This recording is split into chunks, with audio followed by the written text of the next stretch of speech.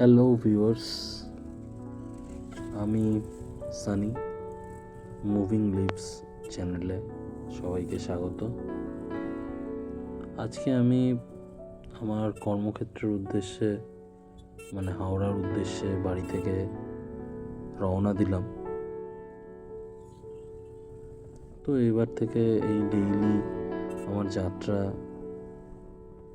কেমন হয়, কীভাবে যাতায়াত করি, কীরকম কী পরিস্থিতির মধ্যে রাস্তাঘাট থাকে, সেইগুলো রিলেটেডই এই ভিডিওর মাধ্যমে দেখানোর চেষ্টা করব। এটা 26শে ডিসেম্বর 2025 সকাল 10টার ভিডিও।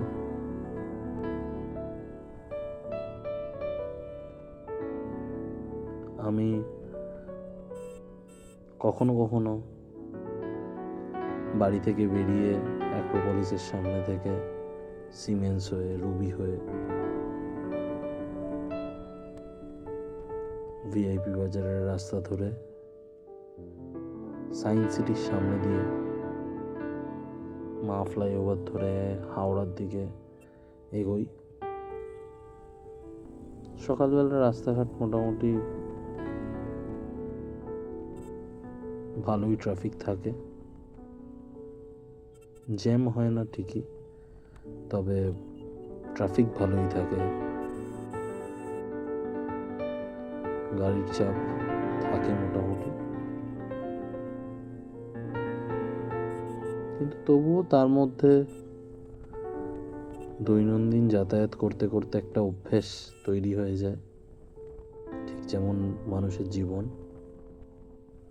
বলতে বলতে আমি মা ফ্লাইওভারে উঠে গেছি। মা ফ্লাইওভার ধরে এখন হাওড়ামুখী গন্তব্যের দিকে রওনা দিয়েছি। এটি সোজা চলে যাচ্ছে সায়েন্স সিটির সামনে থেকে তপসিয়া পার্ক সার্কাস হয়ে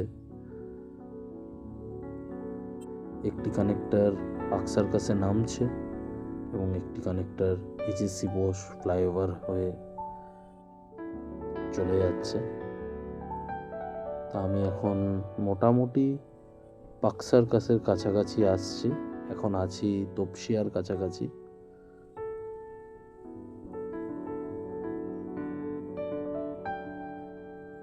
ব্রিজের উপরে আজকে মোটামুটি ভালোই যানজট অনুভব করেছি।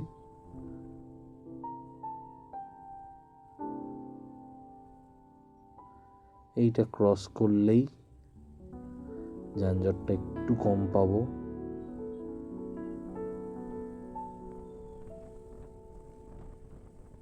এত কিছু যানজট কাটিয়ে মোটামুটি ধীরে ধীরে এগোচ্ছি।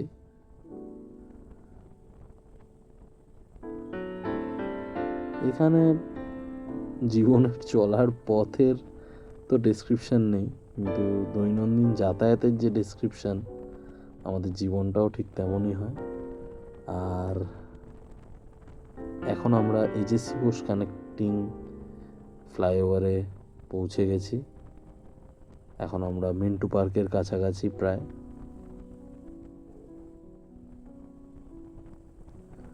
মিন্টু পার্ক ক্রস করে এক্সাইডের দিকে এগোচ্ছি। এক্সাইড ক্রস করলাম, ডান দিকে আমরা রবীন্দ্র সদন ফেলে আস্তে আস্তে পিজির সামনে যেখানে ফ্লাইওভারটা শেষ হচ্ছে ঠিক সেই জায়গাতে নামছি।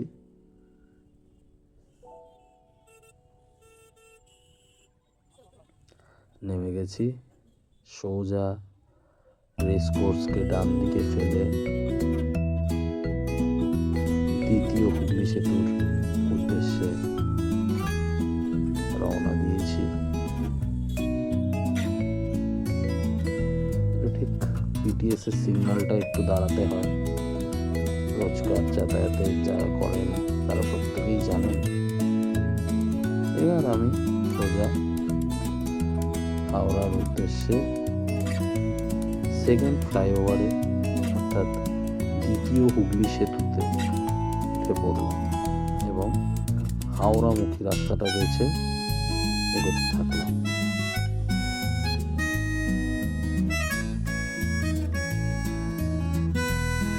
সকালে শীতের আমেজের সাথে দ্বিতীয় হুগলি সেতুর যে ভিউ, আহা, মানে সত্যি মনটা জুড়িয়ে যায় এরকম দ্বিতীয় হুগলি সেতুর এত সুন্দর একটা স্ট্রাকচার দেখলে। তার উপরে গঙ্গা নদীর ওপরে, আহা, সামনেই দেখা যাচ্ছে আমাদের প্রশাসনিক ভবন নবান্ন,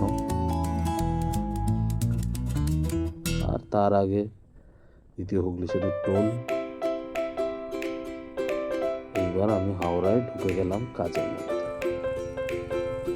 এখন আমি হাওড়ায় কিছু জায়গায় কাজ সেরে আন্দুল সাঁকরাইল রোডে, আমি যে রোডটা আর কি শালিমার থেকে সাঁকরাইলের দিকে যাচ্ছে স্টেশনের দিকে, সেই রাস্তা বরাবর চলতে শুরু করলাম।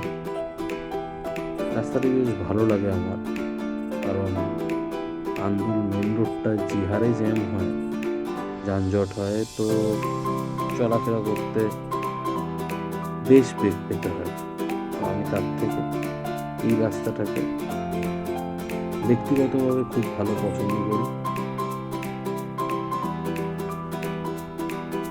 গাড়ি চালাতে খুব একটা অসুবিধা হয় না, সুন্দরভাবে এগিয়ে যাওয়া যায়।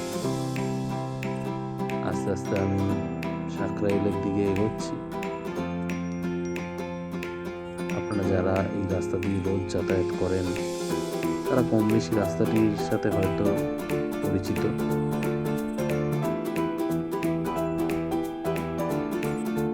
প্রসঙ্গত বলে রাখা ভালো, আমি একটি বেসরকারি সংস্থায় চাকরি করি, একজন সেলস পারসন।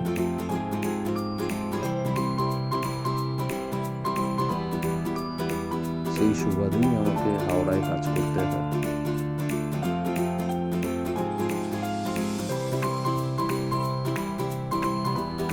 এখন আমি সাঁকরাইলের আমার গন্তব্যের কাছাকাছি প্রায় পৌঁছেই গেছি। এরপর এখান থেকে কাজ মিটিয়ে পরের গন্তব্যে যাব।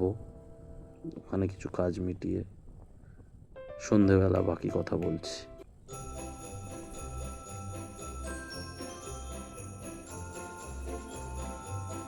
তো এসছিলাম ডুমুরজোলা স্টেডিয়ামের কাছে চায়ের দোকানে ফেরার আগে চা খেতে। যুগলদার দোকান হয়তো অনেকেই চেনেন। তো যুগলদার দোকানে চা খেয়ে, বিশেষত লেবু চাটা আমার সব থেকে ফেভারিট, লেবু চাটা খেয়ে ব্যাস 7:30 কোনো একটা বাজে প্রায় বাড়ির উদ্দেশ্যে রওনা দিয়ে দিলাম। পুরো ডুমুরজোলাটা মোটামুটি ভেতরের রাস্তাটা দিয়ে ঘুরে সামনে 100 ফিটের যে রাস্তা, এই রাস্তায় উঠে পড়বো। ব্যাস এই রাস্তা দিয়ে এবার সোজা বেলেপুলের সিগন্যালের কাছাকাছি পৌঁছবো। সেখান থেকে বাঁদিক, তারপর আবার দ্বিতীয় হুগলি সেতুর রাত্রের সুন্দর দৃশ্য দেখতে দেখতে বাড়ির উদ্দেশ্যে রওনা দেবো।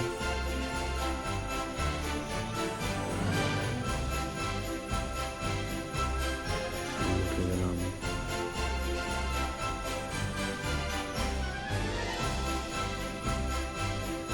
দ্বিতীয় হুগলি সেতুর উদ্দেশ্যে।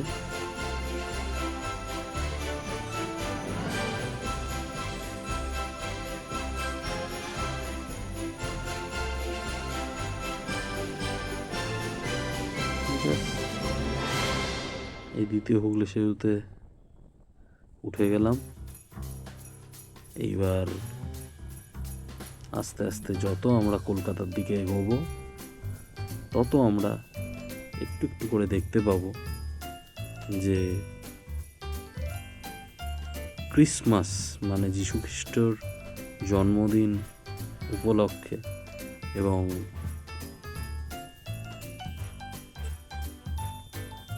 নতুন বছর, নতুন ইংরেজি বছর নিউ ইয়ারের জন্য ঠিক কলকাতা মহানগরীকে কেমনভাবে আলোকচ্যুত করে সাজানো হয়েছে দেখবো আমরা।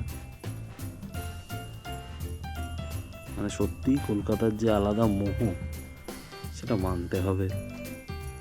কলকাতায় পৌঁছানোর পর আমরা এই দ্বিতীয় হুগলি সেতু দিয়ে কলকাতার পথে রওনা দিয়েছি।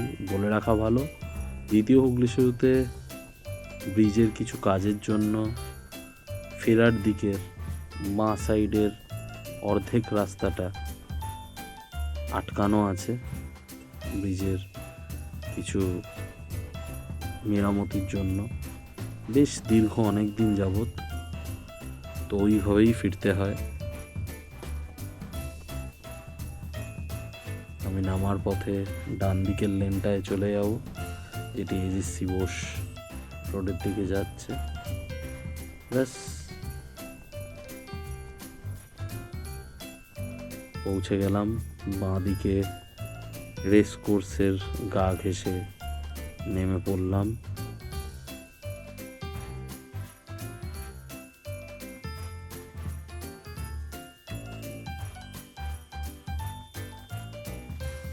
কলকাতায় পা দিয়ে দিলাম। এবার আস্তে আস্তে পিটিএস ছাড়িয়ে, পিজি হসপিটাল ছাড়িয়ে এগোতে হবে। পিটিএস এর সিগন্যাল ক্রস করছি নানান যানজট কাটিয়ে।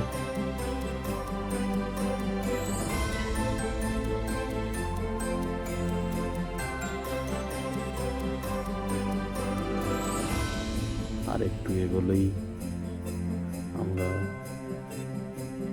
শীতের সাজানো কলকাতাকে উপভোগ করতে পারবো।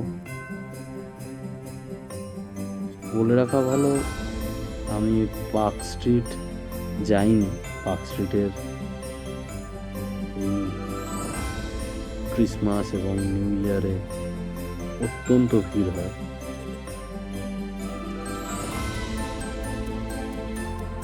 তবে বাকি কলকাতার অংশগুলোর মধ্যে অন্যতম গুরুত্বপূর্ণ নন্দন, ভিক্টোরিয়া মেমোরিয়াল, রবীন্দ্র সদন, এই অংশটাতে সুন্দর একটা নতুন বছরের আমেজ অনুভব করা যায়। এই আমি মা দিকে রবীন্দ্র সদন ফেলে হরিশ মুখার্জি রোড নিলাম। ডান দিকে পিজি হসপিটাল ক্রস করে এগিয়ে যাচ্ছি। ডান দিকে গুরুদ্বারা, নিচে বলবন্ত সিং ধাবা।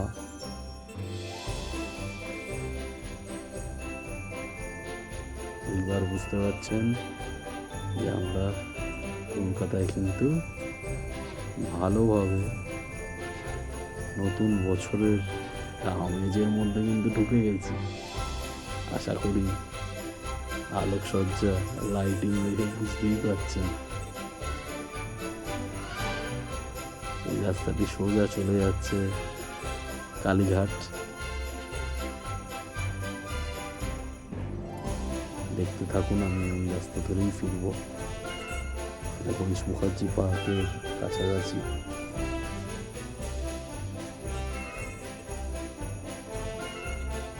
নতুন বছর কিন্তু কোনো পুজো বা উৎসবের থেকে কম নয়, সেটা কলকাতা বুঝিয়ে দেয় বারবার। ইদানিং তো আরো বেশি করে বুঝিয়ে দেয়।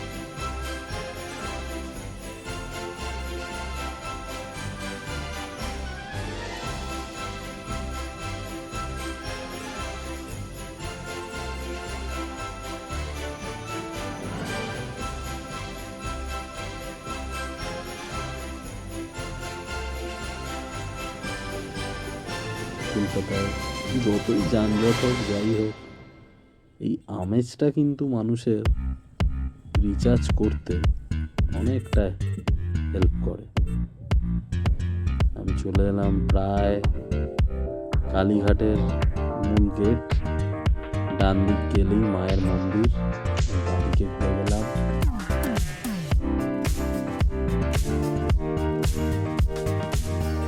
এবং কালীঘাট মন্দির থেকে ডান দিক নিয়েই আমি সোজা চলে আসছি রাজবিহারী দিকে।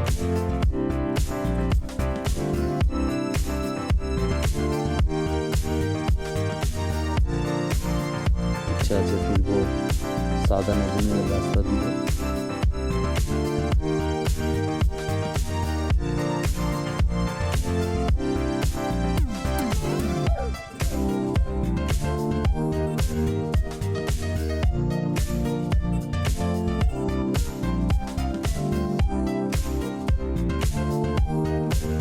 যে যাই বলুক, আমার কলকাতা শহরের কিন্তু আলাদা একটা প্রাণ আছে।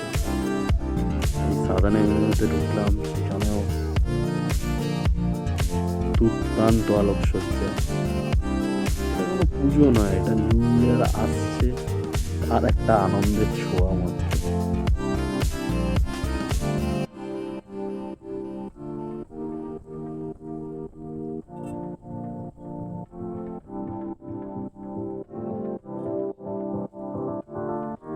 কিসের আনন্দ জানি না, তবে এই আনন্দ আনন্দ ভাব একটা ছড়ানো আর কি। আনন্দের যে কারণটা কি সেটা স্পষ্ট নয়, হয়তো সবাই আনন্দ যে পেয়েছে বা আনন্দে আছে সেটাও নয়, তবু একটা চাক্ষুষ করা যে আনন্দের মতো একটা ফিলিংস ভাগ করা আর কি। এটা থেকে এটাই বোঝা যায় যে কোনোভাবে ডাউন ফিল করা যাবে না, মানে মন খারাপ ফিল করা যাবে না। যতই মন খারাপ হোক, যাই পাল্টে যাক, সেটাই হার পরাজয়ের শিকার হোক না কেন, তবুও মানুষের মনকে বাঁচিয়ে রাখতে হলে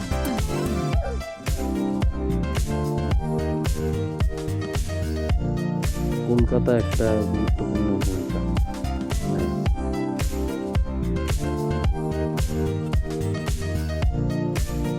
ভুলভাল বকে ফেলছি, ক্ষমা করবেন যারা যারা ভিডিওটা পুরো দেখার সাহস রাখবেন। আর যদি পুরো নাও দেখেন, যদি কখনো সময় পান, যদি পুরো দেখেন, জানাবেন কিরকম কি ভুলভাল বলছি। এখন আমি ঢাকুরিয়া ব্রিজে উঠে পড়েছি। ব্রিজটা সোজা দক্ষিণাপন শপিং মলের সামনে নামবে।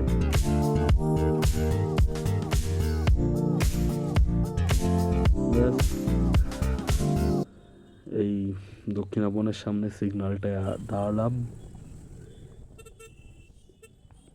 এখানে একটু জ্যাম, একটু হালকা ট্রাফিক রয়েছে, এটাও কাটিয়ে ধীরে ধীরে আমি এগিয়ে পড়লাম।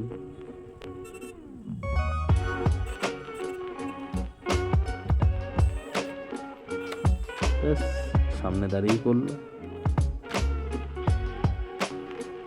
কলকাতা কেন, এটা কলকাতায় তো তাও তুলনামূলক কম, অনেক সিস্টেমেটিক যানবাহন চলে, কিন্তু আপনি হাওড়ায় যদি যানবাহনের বেগ, মানে যানবাহনের পিচকি খেতে হয়, তাহলে সেটা বুঝবেন হাওড়ায় প্রপার ময়দান টয়দান এইসব এরিয়ায় যখনই পৌঁছবেন।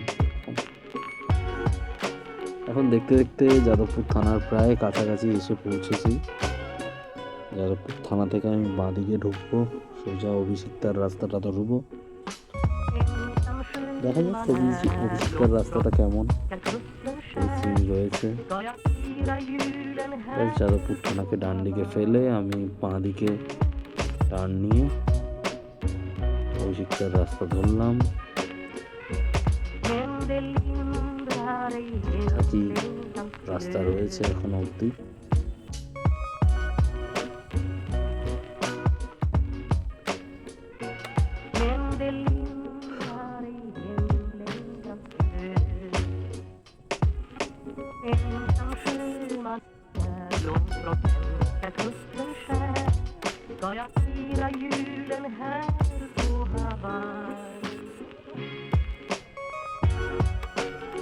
এই গাঙ্গুলি পুকুর ক্রস করে সাপুরপাড়ার দিকে এগোচ্ছি।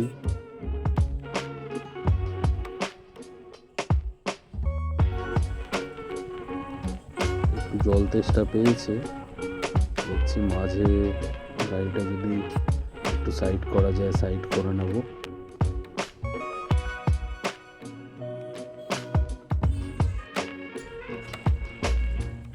জল খেয়ে নিয়েছি। এবার আমার ফ্ল্যাটের একজন ফোন করেছিল, তো তার সাথে চা খেতে একটু সে অ্যাক্রোপলিসে আসছে বলল, তো যেতে হবে ওই দিকে। তো টুকটুক করে আস্তে আস্তে যাচ্ছি অ্যাক্রোপলিস মলের কাছাকাছি। এবার ওখানের কীরকম কী কন্ডিশন, কীরকম কী লাইটিং হয়েছে একটু দেখব, সাথে আপনারাও দেখুন, উপভোগ করুন।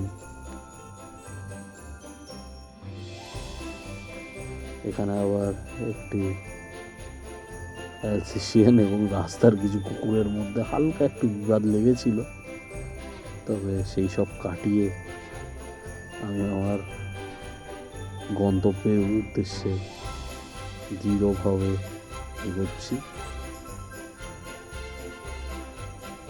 প্রায় বাড়ির কাছাকাছি, মানে বাড়ির প্রায় 50 মিটারের সামনে থেকে ঘুরে অ্যাক্রোপলিসের দিকে যাব। অ্যাক্রোপলিস আমার বাড়ি থেকে প্রায় 800-900 মিটার, 800-900 মিটার প্রায়।